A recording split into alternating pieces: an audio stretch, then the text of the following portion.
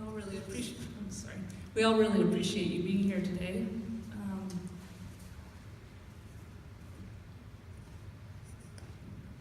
I wanted to start. Can you hear me okay? I want to start with a quote about a pearl. It says, "A pearl is a beautiful thing that is produced by an injured life. It is a tear that results from the injury of the oyster. The treasure of our being in this world is also produced by an injured life. If we had not been wounded, if we had not been injured, then we will not produce the pearl." Some of you know my dad's story, and he was injured early in life, and he was in a tractor accident when I was about 6. And I brought something that might be familiar to you, but if you knew Dad well.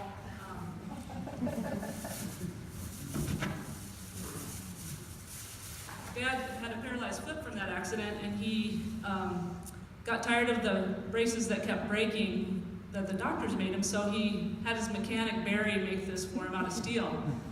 And to me, it's a reminder of my dad's resilience. And also, he was very much a do-it-yourself kind of guy. He liked duct tape a lot, and sometimes we teased him that it was rinky-dink farms, because he would fix everything with duct tape. But Dad was able to give us what he loved most of all, and that's the chance to grow up on a farm, and also to know the Lord. And, sorry, it's heavy, so like 10 pounds. Dad came to know the Lord as a teenager, from what I understand, and his journey throughout his life reflected a deep faith. In fact, in the later months of his life, well, what I can say is throughout his life, he kept turning to God for help.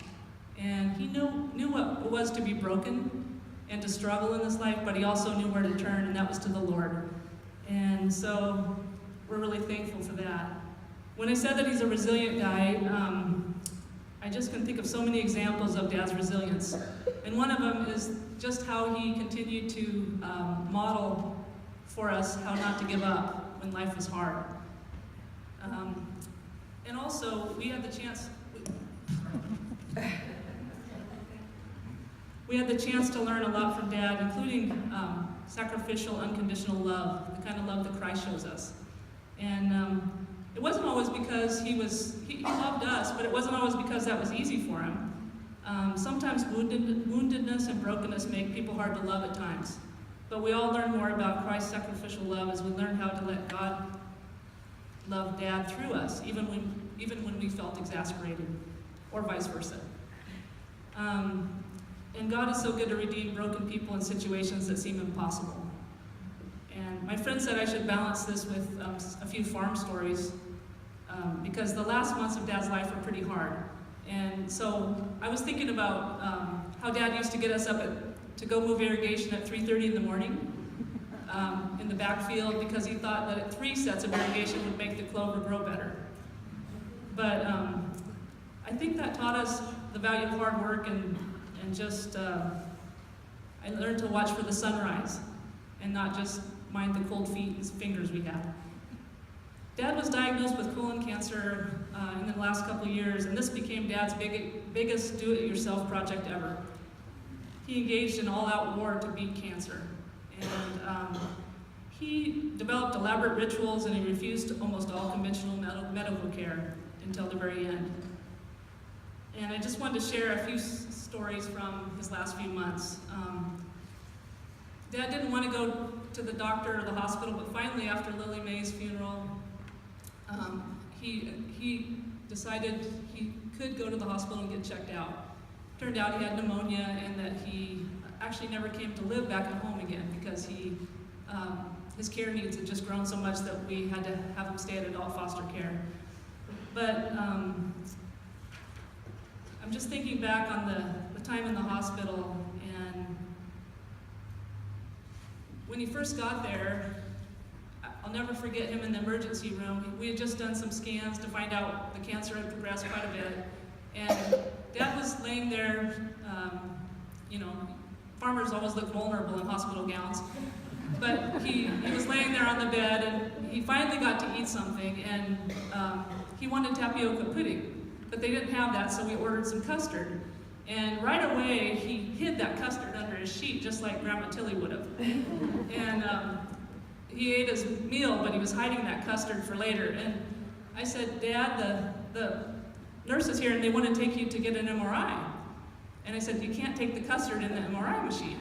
And Dad would not give it up.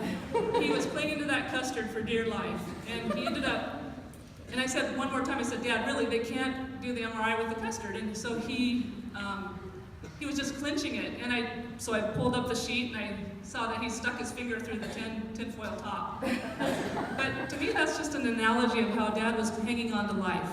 And if any of you got to talk with Dad in the last year of his life, he was really into the stock market.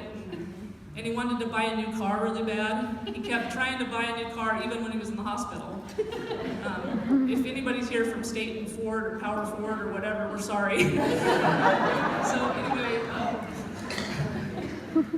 So anyway, Dad ended up being at the hospital for a week, and I remember one morning I came in and Dad said, Sue, can you explain to me, where's the cancer?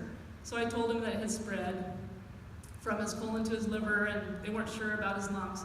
And then the doctor came in, and Dad said, can you tell me where the cancer is? And so he told him, and Dad said, do you mean I'm had? And the doctor said, yes, Alan, I'm sorry, you're had. And, it's really sad because even for a while, Dad still wasn't going to give in. He was sure he could beat this thing. So fast forward a little bit further to the adult foster care. And we were kind of nervous because Dad wasn't an easy patient. And so he took to calling one of the caregivers General Eisenhower, even though her name was Carol.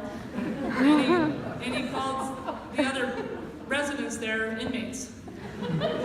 So we had a meeting about a month into it, and we were really praying and hoping that Dad wouldn't get asked to leave. And so the hospice nurse was just fantastic. And I'll never forget Dad saying to my brother, after this meeting, we're gonna go buy a combine.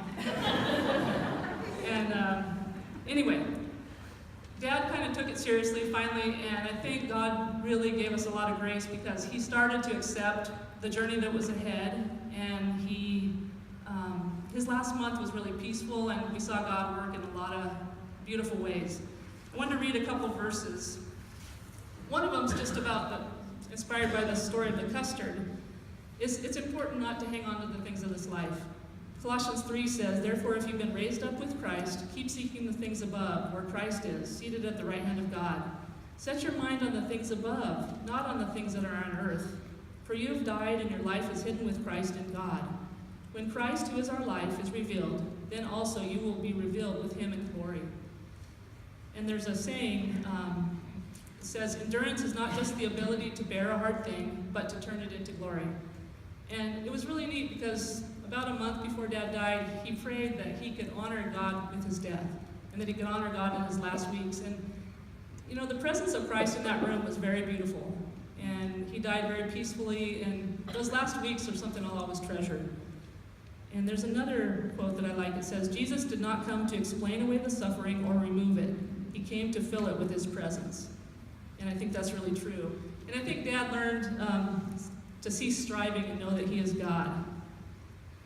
And trying to think what else I wanted to share with you. I'm almost done, by the way, if you're tired.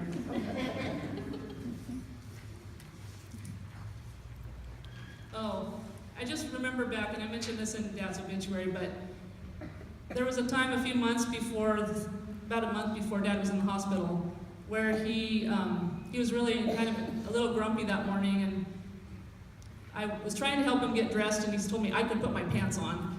And so I just gave him space, and I started, a little later in the day, I started playing some scripture memory CDs. They're just lullabies that are just totally scripture.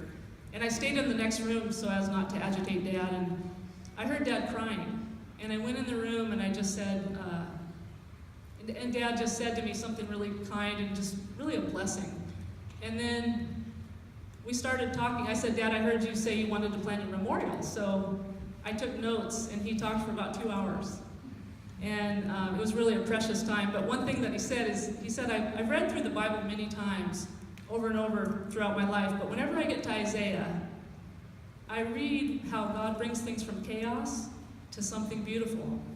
And he said, and I'll never forget how much God touched me every time I would read that. And so that's why we shared Isaiah 61 today. And it's truly a story that represents Dad's life, how God has brought beauty from ashes. So thank you for letting me share some memories, and we appreciate you coming today.